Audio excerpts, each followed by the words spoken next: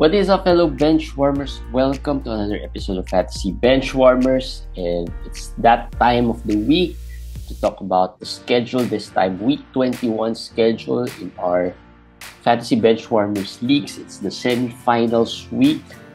Lots of close games, close matchups, and some bad matchups, as we will probably discuss a bit before we dive into the schedule. My name is JJT. With Komish Eric. Komish, how's your week? I know it's not a good week. It's close. We will find out tomorrow. At least I gave myself a chance in all my current matchups. But if I'm gonna calculate it, probably not gonna make. Some of them are probably not gonna make it. But at least I was able to come back and make it closer and give myself a chance. I think that's all you can hope for given all the injuries. Even the injuries today hit my players. So it's just, I don't know, just never ends. The rest, never the injury, ends. I don't know if it's an indication of how maybe weak some of my teams are, but the rest are just big. Like, for me, I think like the Darius Garland rest was big for me. If he doesn't play tomorrow, it's going to be big for a couple of teams. Garland is not a rest though. It's really an injury. Oh yeah, the injury. That is the scary part. If it was a rest, I would take it. But the injury. I mean the injury. Yeah. And then of course the KD one was big. Though that was an injury as well. But the Halliburton's, right? Halliburton, I think that was a rest. Even McConnell in a deep league, my opponent was able to catch up in certain categories, just because I know McConnell is not, but 16 maybe he's still something of value, right? Who else rested? That any player who rested that was big for you? Who are the rest? Well, you mentioned the Indiana players already. So basically, that's the rest that hurt me today. But tomorrow, let's find out because MPJ, I have him in one league. I need him, but he might be suspended. They've not announced anything yet. So, but double whammy because my opponent has KCP and Bruce Brown. So basically, if MPJ is out, those two would get the boost. So that would be the end of my any move this week that you felt like, nah, I shouldn't have done that. I should not have made that move. I should not have added that player. Player. I have like Josh Richardson. I think that was a bad move. Lots of non-move, I guess. What of the non-moves? Yeah, non-moves, like I was supposed to add Terrence Ross today in the invitationals. I was thinking twice if I should add him or maybe just wait for Caris LeVert tomorrow because I only had one move left. I felt the minutes of LeVert would probably be safer than Ross. That's why I, decided to just there was no good player that was available for back to back. Maybe it was Najee, but he also had 6 turnovers today, which might seven turnovers. So that isn't as good. Well, I guess the non-moves that you mentioned, I have a lot of non-moves. I was very conservative this week with my moves. I have a lot more moves in all my leagues. I haven't even. It's like the last day tomorrow. I still have some leagues where I have 2 moves, some 3 moves. I was very, very conservative, and I don't know if that's correct or not. Depends on what happens. But like Taylor Horton Tucker was available in some leagues. He was super hot today. Although, of course, that's in hindsight, but he was available, and I need the stats that he was able to give today. Najee, you mentioned Najee, and my opponent was able to pick him up. He added 3 3-pointers. The turnovers was big. It could be something, but it's like this. He gave 7 turnovers. So if I added him, the turnovers will be close. I will still be ahead, but it will be closer. But the 3 3-pointers are more important to me. So I have to accept the trade-off, no, just to have a chance. So I should have added Najee, especially in a back-to-back situation. Yeah. I think that's very, very important. Jalen Suggs, another player, wasn't able to pick up. He had 7 stocks today.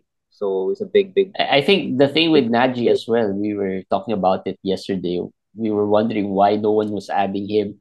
You were wondering why no one was adding. Is there something with Naji that and that kind of affected a little bit my psyche. Although I needed threes, it wasn't really known for threes. Like we said yesterday, he was really, you don't know what he can give you at any given day, right? You didn't expect three threes, right? Well, Maybe the other yeah. category, and then you didn't expect it. The rebounding was not there, the assist was not there, the stocks, there weren't stocks there, which Eh, he usually Naji gives. can give threes. Naji can give threes. But the stocks, sometimes there's there, sometimes there's not. I think I was more surprised with the turnovers. I didn't expect somebody like him to get 7 turnovers. So that was a little surprising. But at this point, there's no perfect stream anymore. Yeah, Given the number of games, like tomorrow just 6 games, the other day some 5 games. So you just have to make do with the best possible situation. You just can't find the perfect one. Like this guy fits everything. You just have to yeah, like yeah. like blocks. I would pick up a big man even if he doesn't have a block because I mean there's still a bit better odds he gets a block, Well, right? Nick Okay, Richards had 5 blocks 5 blocks, today. yeah. So that's Uh, big. got me closer in one league. So although it looks like I'm gonna lose there, but because still Booker and CP3 had great games today.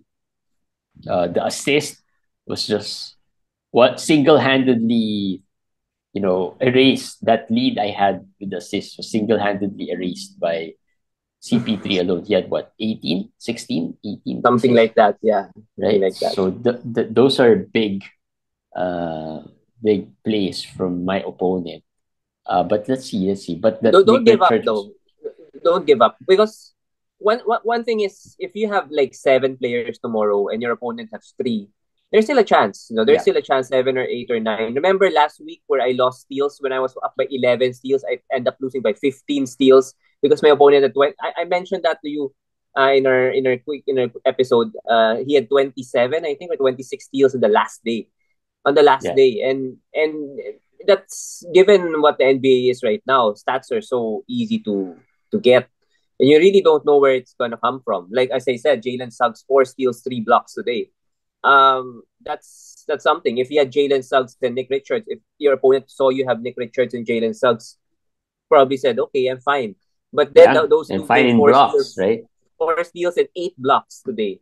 So even if you're down big, as long as you have players, there's a chance. There's still a There's a chance. Don't chance. give There's, up. I mean, that I have one league where I thought that I've already cleared. It looks like I'm gonna win, and then today suddenly he had Taylor Horton Tucker who exploded. Yeah. I mean, those players. He didn't even have Giannis and Halliburton, so I felt a little safer.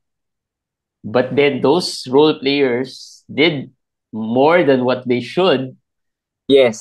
it Yes. got closer. And now instead of just because that's a moves cap type of league, right? We only had 60 moves over throughout the season, so I didn't want to spend another move, but I was forced to do so just to make sure that I get a win. And plus, I don't want my opponent getting that player as well, so I That, added that, Rubio just to make sure I might get a few steals here and there with Rubio. It's a 16-team league anyway. that's something that I was gonna say. There's not only about not getting the player I should have gotten. It's that my opponent got them. Najee is one. The second one is Isaiah Livers. He added Mm-hmm. him early on though. I did not add him because I was thinking, well, Bagley's there, Plus, he Duren, didn't and have a good game. I he think there didn't have was, a good game in the first game, but he yeah, had multiple games this week. He had a good schedule. So today he had, I think, 3 steals, 2 blocks, and a lot of threes. So that hurt me a lot. That really hurt me because I was thinking of getting him already. I was thinking of getting him. So sometimes thinking too much kind of hurt. yeah, My true. I think that's my lesson. Overthinking it. overthinking. Yeah. In our invitationals, Ken had made 4 moves early on, midweek. I think he finished all his moves. I was watching his move count. 4 moves already by midweek. I think the other day he already used up all his moves. And he did a strategy to focus on 3 points. Decisive. That's and the Decisive. the blocks were close. Both of us didn't have you know I'm punting blocks. He's not really punting blocks per se, but he's not as good as well. So, But that was a Ken is toss up. right? He won there. Ken is 8. Am I correct? You're the top seed. Yes. I think that's the reason why. But I've watched Ken's fantasy moves for a while now, and he really makes moves early. He Yeah. really finishes the moves early. Maybe because he has a lot of leagues also. But one more thing, if you're down, I think you just have to stick to your strategy and just hope for the best. I think Yeah. that's what he did. He didn't change midway or anything anymore because probably he's an 8th seed because his team is weaker, supposedly. So he doesn't, if he really loses, then so be it. But at least he gave himself a fighting chance with a clear cut strategy. Now, for Jeremy's end, I think what probably in my opinion, if your opponent finishes all your moves, it will not matter to him if you don't make your own moves. No, if Yeah. you have extra moves and you don't use them, then you're not penalizing him for finishing all his moves. I think that's something to consider. But there's still one day. Yeah, there's still Uh, one day. It's close. We are separated by 1-3 and you can 11 make a points, move. I think. 10 points. But he has some 3-point shooters there. He has some Jamal Murray. He has Isaiah Joe there without Shea. Oh, let's Uh, see. Maybe but on the other hand, I also have Corey Kispert. I think Kispert versus Isaiah Joe would be a good matchup for for threes, right? Doggy. Get Doggy. Doggy McDermott. No, I finished my move. I was thinking about Oh, Doug you. McDermott, but I wasn't sure about the playing time, so I just picked up Caris LeVert in case Well, Garland sits Levert's out, okay. Yeah, right? Levert's And okay. that's the league Levert's where okay. You'll I, be fine. well, I need Jokic. I also have Jokic, so I think that's a bigger advantage as well. You'll be fine. You'll be fine. But I Jokic's need gonna. threes. I don't care about Yeah, the other categories because I won them already, the three categories. So I need two more, the threes and the points. I I also think have the points will be. Tobias. You have Levert. You have Jokic. I Jokic have should play Tobias. well. Tobias. I think Jokic can give threes. No, last game he had four. I think Yeah. so. I have Mikal. That Mikal 12 minutes was big for me because Well, I play Mikal. I hope Mikal doesn't have a big game. just, just right, Mikal. Just right. No, don't overdo it. all right, let's talk about week 21 schedule.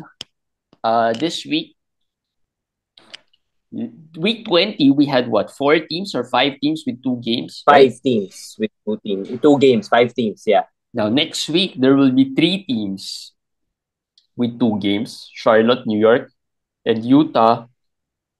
Um, so and then the rest is Can we spread mention out him a evenly. little bit? Yeah, I'll just mention something. No, keep players, managers look at what we post, and then when they see Charlotte, New York, Utah, let's drop those players right away. I don't think you should do that. No, you should not do that. You should check where their games fall first before Yeah. you do that. Just something to you know say out to people. Something to consider. Plus, of course, obviously, not all players are drop worthy players just because of the schedule, right?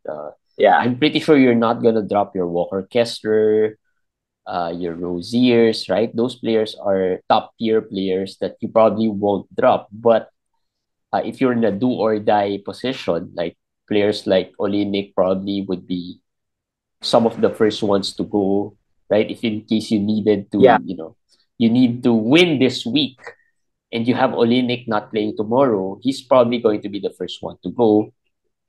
Who else? The Knicks, not much there, but I think Utah has the most number of players who are borderline. You could easily drop Agbaji probably in case you're still holding on to him, right? He has two games, so he's an easy drop Chris after, Dunn, right?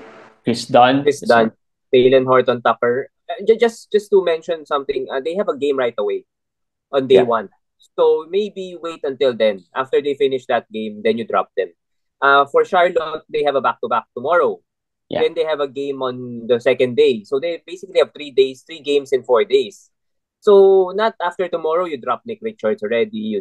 Don't do that right away. Just finish them first. Maybe after the first 2 days, your team is playing very well. No, you're ahead. So you don't have to drop these yeah. players. No, so you don't have to do something very drastic right away. But terms of dropping, in case of dropping, really, Olinik, yeah, I think he's possibly gonna be dropped also. Olinik, Dunn, HD, maybe I mean Clarkson should be dropped already as well with Utah. Yeah, I've seen some leagues where he has been dropped already. And like I said, you probably, I know the schedule works, but if you, like, say you have a move for tomorrow that you want to make just to survive the week, these guys Yeah, with 2 games will probably be the first to go. Right. So but not all of them, like we said. Breakdown of schedule quickly. This week we have one quality game day, and that's a Friday. That's the usual Friday quality day. Tuesday, yeah, 7 games, 8 games on Wednesday, Thursday, 7 games. Quality day on Friday, Saturday, Sunday, Monday, all with 8 games. Interestingly, very equal or level number of yes. games. So that's going to be good. Playoff wise, it's going to be good. It's going to be exciting because you won't need to overanalyze or really look too far ahead. Right? You can just really take it one day at a time because you probably know that it's pretty evenly spread, the Pretty schedule. evenly spread, and I think every day there won't be a day where you have two players only, or maybe one player. Most of the days you should at least have 5, 6 players. I think that's substantial enough to make a difference in your matchup. So that's good. And every day you can stream. So it's not like you have to consider quality days as much. Every day you can use your stream. So now let's just see where you just have to see where your schedule is going, which categories you need. Then you make your moves as you go. All right, so I just turned off my video just to make sure I don't get cut off once again. Anyway, back to backs. Let's look into the back to backs. No back to backs on transition day of week 20 to 21. And then the start of week 21, Tuesday to Wednesday, we have 3: Detroit, Milwaukee, Phoenix. Wednesday to Thursday, Cleveland, the Lakers, and San Antonio. Thursday, Friday, Sacramento. Friday to Saturday, there's none. Saturday to Sunday, the usual day. We're in lots of back-to-backs here. Boston, Chicago, Golden State, Memphis, Minnesota, Philadelphia, and Washington. And then Sunday to Monday, Denver, the Clippers, Miami, Orlando, and Toronto. And lastly, transition week to week 22, FBW Finals week. Houston has a back-to-back. So, yeah. Worst schedule, like we said, 2 games. Charlotte, New York, Utah have the worst schedule. Who else? Atlanta has a 3-day break after day one. So they have a game and then a 3-day break. Yeah, yeah. Is Collins a drop? Um, I He think hasn't so. been playing well. He I hasn't been think playing so. well. It's a semis. It's a semis. If your opponent is gonna get him, then let him do it. There's just 4 teams left. Well, I'm talking about the FPW leagues, but in some other leagues, it could be 8 teams or whatever. But there are lesser teams competing nowadays, so there will be chances you can pick 2 players you drop again, pick them back up. No, if the schedule improves. So I think yes, Collins, the Andre Hunter after day one, 3 days is too Too too much. much. Yeah, Too much break. yeah, The Clippers, Chicago, and Philly, they have 2-day breaks to start the week. So yeah, they won't be playing at the start of the week. So that's going to be tougher to stream players or get players from. So just be wary not to get players from those teams if you're trying to prepare. Although I think Philly has what? How many games do they have? But all of these teams have only 3 games anyway. yeah. So And I mentioned Chicago particularly because they only had 2 games this week 20. yeah, And now they have a 2-day break on week 21. So they basically have what? How many games the past few the past? It's really bad. Their schedule is really bad. But I guess you already guys already know when you drafted these players. yeah. Let's just hope that none of their big 3 rest as well uh, in one of Yeah. these games, right? I think they should not. I mean, they have a 2-day break, and they actually have a 3-day break before they play again. So they should not. They should not rest anymore. Washington One of the teams with the better schedule this week, week 20, Yeah. they have a one game in the first 4 days uh, for next week. Yep. So early on, at least it's good to know Atlanta, Washington, and then the Clippers, the Bulls, the Sixers. They have bad early schedules. Streaming wise, it's better not to steer clear from these teams early on in the week. And then on with the 2 game teams, no, as I said, you see Utah, no, Utah plays day one and then has a 4 day break. Yeah. That's huge. That's like a San Antonio kind of a situation this week. That's why we mentioned about those players you have to drop, like Dunn, Taylor Horton, Tucker, those guys, Olenek. These guys are much more must drops for me than the players in New York or the players in Charlotte, because New York does have a There's three none. day. There, plus, they don't have much of those, Yeah. fringe type of players, right? Maybe Yes. Josh Hart. Yes. Josh Hart. Josh Hart is possible as a guy who possibly you could possibly drop. No. For Charlotte, I think Nick Richards is probably another guy that maybe probably there in the fringe type where you're not sure if you're gonna hold on or not. Um, yeah, but like Komish said, if you drop early, you can probably get them back as well later on because no one's gonna pick them up, especially in the playoffs. No one's gonna pick them up if they don't have any games. Uh, Yeah. so yeah, those are the teams with the worst schedules. Now let's move on to the other side. Teams with good schedule. Detroit is Commission's favorite. They have 3 games in the first 4 days. They also have a good schedule. They also had a good schedule in week 20. They had 4 games in week 20. Unfortunately, a lot of their best fantasy players did not play as well. Yeah. I'm talking Yeah. about Ivy. I'm talking about Stewart. I'm talking about Bojan. I'm talking about and there's I think players who benefited this week were Weissman, maybe Bagley, Livers. Livers, those Killian. guys. Killian, Killian had a great game today. And as going into next week, I think Killian would have a big week. He's gonna have a big week. Livers also. Killian and Livers will have big weeks next week. And so yeah, Duren. Duran came Jalen back Duren. today Jalen Duren.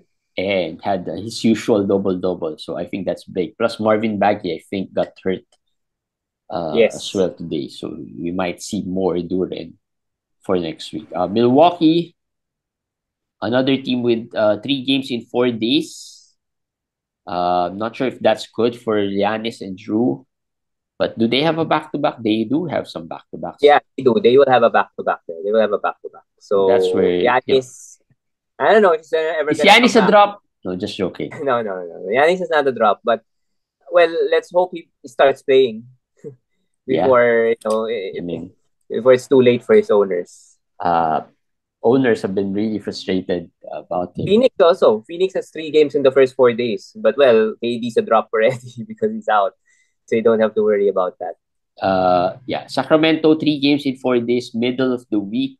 Yeah. So players you can target Malik Monk, Trey Lyles. Those are some of the players that you can look into when you are picking players up for your week 21. The other teams with 3 games in the last 4 days, Denver, Orlando, and Toronto. So yeah, hopefully Franz Wagner got hurt today, so watch out for that as well. That space, that team, because some players might be suddenly And be relevant. Right? Wendell came back, but they said they're gonna manage his minutes. So let's see if he plays those games. That's But unfortunate. He played well today. yeah, he played well. But they didn't say they're gonna rest him. They just say they're gonna manage the minutes. But let's Well, see. And JJT with Jokic, no, next week if he gets through this week, it's 3 games in the last 4 days with Jokic in a playoff matchup is a big advantage.